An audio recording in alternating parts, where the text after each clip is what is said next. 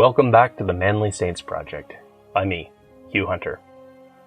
We live in a world that struggles to understand the virtues of manliness. Our culture doesn't provide young men, or any men for that matter, with a lot of positive male role models. When I became a Catholic, I wanted to show how the saints could be manly role models for us. My weekly exploration of manly saints became the Manly Saints Project. If you enjoy my work, please consider signing up and supporting me on Substack, or click the links in the show notes to buy me a beer. Now, let's meet this week's Manly Saint.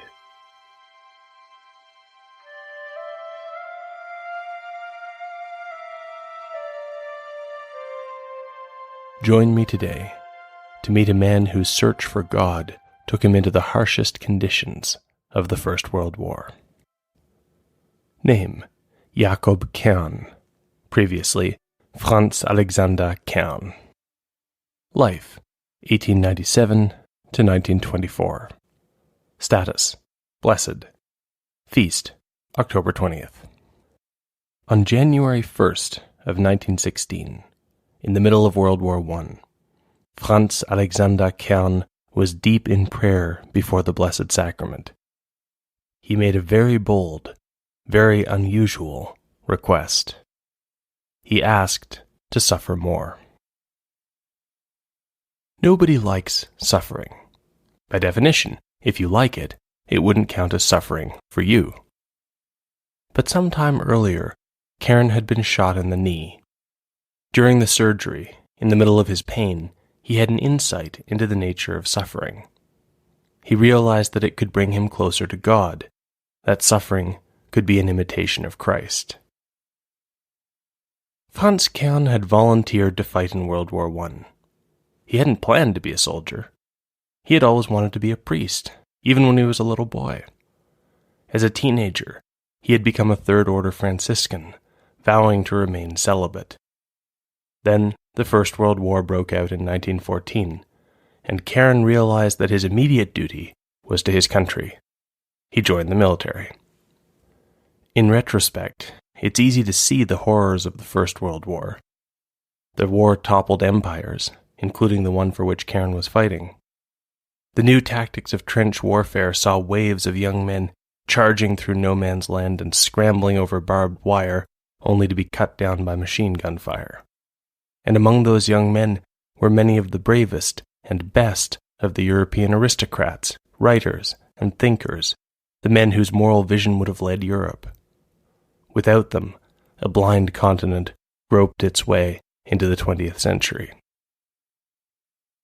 The cost of the war makes it easy to accept the emptiness and despair in Erich Maria Remarque's influential book, All Quiet on the Western Front. But there were other experiences of the war. Remarque's fellow countryman, Ernst Jünger, saw the war as a test of will and manly strength, an experience he recounted in his book, Storm of Steel. And Franz Alexander Kern saw something else again. To him, the chaos and carnage of war was just another backdrop for man's encounter with God. Even on the battlefield, a man could find his way to sainthood. And so, after seeing combat and being wounded, Franz Kern asked God for more, and God heard his prayer. Franz Kern would be sent to the White War. Soon after the prayer, Kern was transferred from his officer training program to a hunter unit. The Austro-Hungarians had taken the idea of hunter units from the Prussians. They would equip small, versatile light infantry units who could move fast and solve problems independently on the ground. Decades later, it was these German hunter units that inspired the strategist William S. Lind to develop his theory of fourth-generation warfare. One thing that hunter training did not include, however, was mountaineering. And yet, it was to the mountains that Kern and the Emperor's hunters, the Kaiserjäger, were being assigned. They were being sent to reinforce the battle-worn regular troops who were trying to hold the Alps. The armies of Austria-Hungary met those of Italy at their mutual border in the Alps. The Austro-Hungarians fortified their positions high on the frozen peaks, looking down through the clouds at Italy below them. They hauled up artillery and dug trenches, huddling in little huts, their boots wrapped in straw pads to provide a bit of extra warmth and prevent frostbite. One newspaper man who visited in 1917 wrote that, "On no front, not on the sun-scorched plains of Mesopotamia, nor in the frozen Masurian marshes, nor in the blood-soaked mud of Flanders, does the fighting man lead so arduous an existence as up here, on the roof of the world." The Italian army, which included units trained in mountaineering, tried to take the Alps. Franz Kern and his comrades learned to fear the Italian mountaineers, whom they came to call tigers. While the tigers scaled the cliffs to attack, Italian miners would sometimes dig under Austro-Hungarian positions to detonate explosives. The weather was as deadly as the enemy, and the fighting and explosions could dislodge snow that would thunder down the Alps in avalanches. December 1916 was especially bad, with over 10,000 casualties from avalanches from both sides of the fighting. The Italians called this conflict the White War, and the name stuck. Kern's unit went into the heavy fighting in the region around Mount Vesubio. For a little while, in spring of 1916, an Austro-Hungarian offensive, led in part by the future Emperor Karl, tried to break out beyond the Alps. But the offensive stalled, and soon the pressure was back on the Austro-Hungarians. A tiny Austro-Hungarian force held an encampment high up on Mount Vesubio, fighting off the Italian Tigers' attempts to climb up and engage. But the small garrison at the top was cut off. They didn't expect to survive.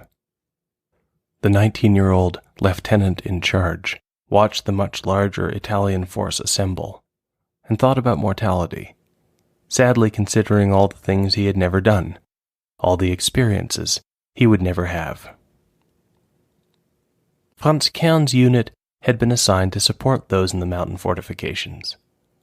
Like them, he was thinking about the closeness of death. But seen through the lens of faith, the end didn't terrify him. He found it interesting. Reminded of St. Francis's habit of personalizing impersonal things, like brother sun, sister moon, Franz thought that on the battlefield he was close to Bruder Tod, brother death. He explored the thought in his diary. "Dear brother, when you're sent to me, to lead me to that great encounter, no need to send your heralds to warn me that my last journey is about to begin. Just reach your hand out to me. I'll grab it." Eventually, the Italians gave up trying to get to the top of Vesubio. They would bring the fortress down instead. The Italian general had his men dig a mine into the mountain and requisitioned almost half of Italy's monthly output of explosives, packing the tunnel with 77,000 pounds of blasting gelatin. It was such an expensive, grand project that he invited the King of Italy to come and watch the fireworks.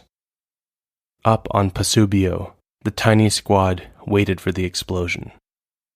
When it came, they were tossed around as part of the fortress collapsed.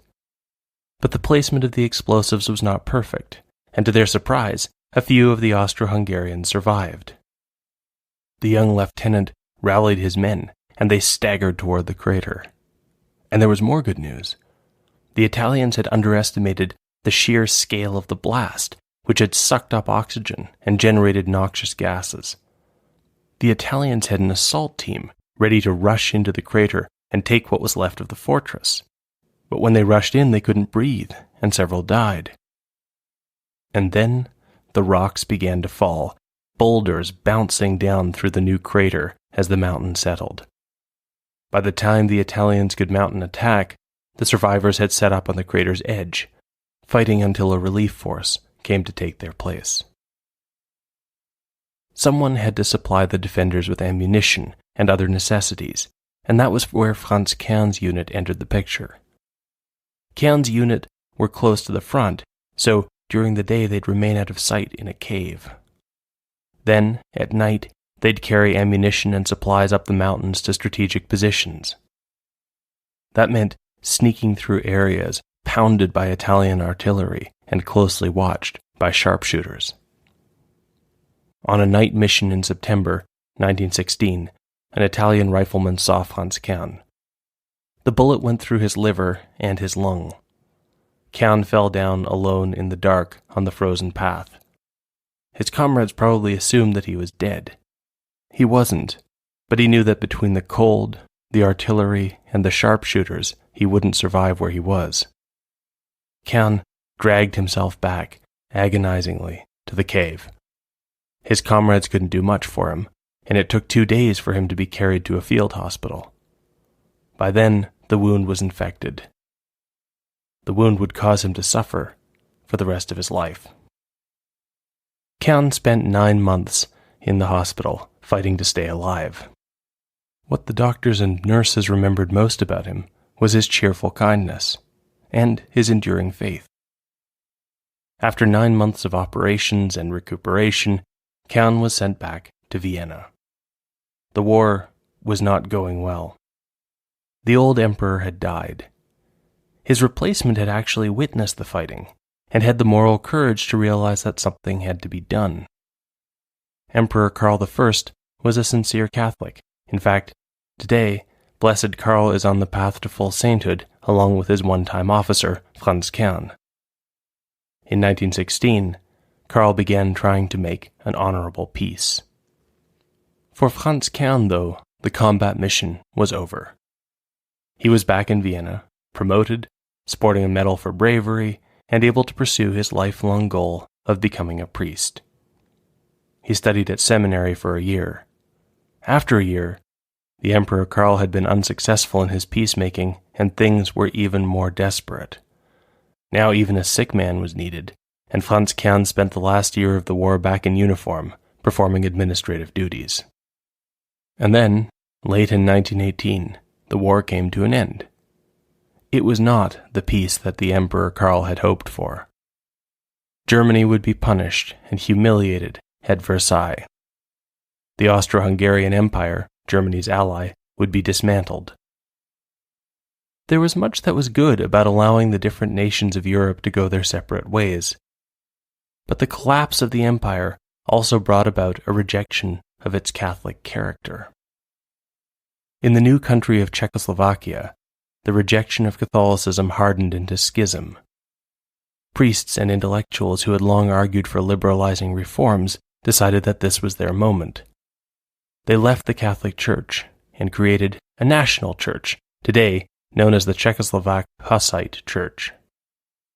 The church would follow more or less the trajectory of Anglicanism, nixing the need for celibate priests early on and introducing priestesses in the latter part of the 20th century. But in those early days, the thing that caught Franz Kern's attention was the high-profile apostasy of one man, Isidor Bogdan Zaradnik. The Czech Zaradnik was a priest and a member of the Premonstratensian order, also known as the Norbertines. He was a man of talent, having earned his doctorate in philosophy and dabbled in politics in the early part of the 20th century. Now, Zaradnik had abandoned the Catholic Church to help the new Czech Church and take on the role of Minister for Railways in the new government. The story of the man who left his monastery for a ministry shocked Catholics and amused their enemies. Franz Kern was more than shocked. The way Franz Kern saw it, monks mattered, priests mattered. Zaradnik had walked away from his post. Everyone was outraged, but who was going to do anything about it? If priests are the knights in God's army, then someone needed to step up and take Zaradnik's place, to hold the line, and to become a living atonement in the face of God's anger. Gradually, over a year of prayer and discernment with his spiritual director, Franz Kern realized that this is what he was being called to do. And so it was that in 1921, Franz Kern entered the Norbertine order as a novice, taking on the new name Jakob after a 16th century Norbertine martyr. Jakob Kern joined the Norbertine Abbey at Geras, the one where Zaradnik had been. The next step was to be ordained as a priest. The Norbertines sent Jakob Kern to study for the priesthood, but he was getting sicker. The bullet wound had never fully healed. The doctors kept sending him for agonizing surgeries. Jakob's cheerfulness and deep calm didn't waver. Even when he had to be awake for chest surgery, he apologized to the surgeon for any trouble his agony might have caused. And then he was ordained. Shortly before celebrating his first Mass, Kern was vomiting blood, but he pulled himself together with iron determination and went ahead. Over the next few years, Father Jakob Kern settled into his role as a Norbertine priest.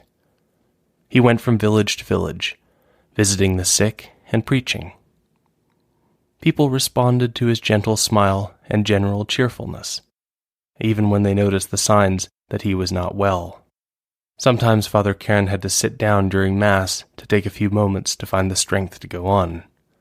Sometimes he stopped to cough blood in the snow when he hurried out to be there in time for Mass in a distant village.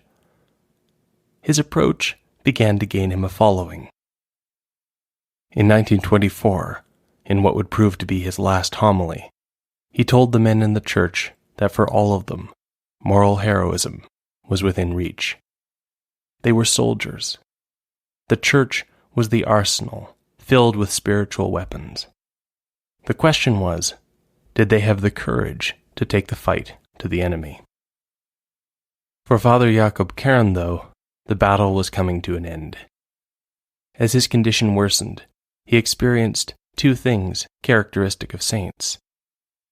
First, it was as though a shadow passed over him. His suffering grew worse. God's consolation was suddenly absent. But Jakob's faith did not waver. When he spoke of his love for God in those days, he had tears in his eyes. Then the shadow passed, and Father Jakob Kern saw very clearly that Brother Death was on the way. Kern was scheduled for another operation, but this time he told his family that he would not return. On October 19th, 1924, he couldn't wait for what the next day would bring. Tomorrow, at this time, I will see the Blessed Mother and my guardian angel. Jakob Kern died during the operation. His life had been the one he prayed for. From within, it was a life of suffering. For those around him, it was a life of courage. The battlefield courage of a warrior, of course, but also the courage of a man who can suffer and still show a cheerful and gentle face to the world, who can still do what he must. It should have been a sad life. In fact, Father Jakob Kern was always telling people to be happier. His possessions turned out to include a stack of printouts of a beautiful Litany of Abundant Thanksgiving. Kern had commissioned 10,000 copies, apparently planning to give a copy to everyone. The litany includes a line which Blessed Jakob Kern could understand better than most, a thanks for the bitter cup of suffering which makes us strong. Perhaps before the surgery, before the long-delayed meeting with Brother Death, Jakob Kern reread the last line of thanksgiving. For calling us to our true heavenly homeland, we give thanks to you, O God.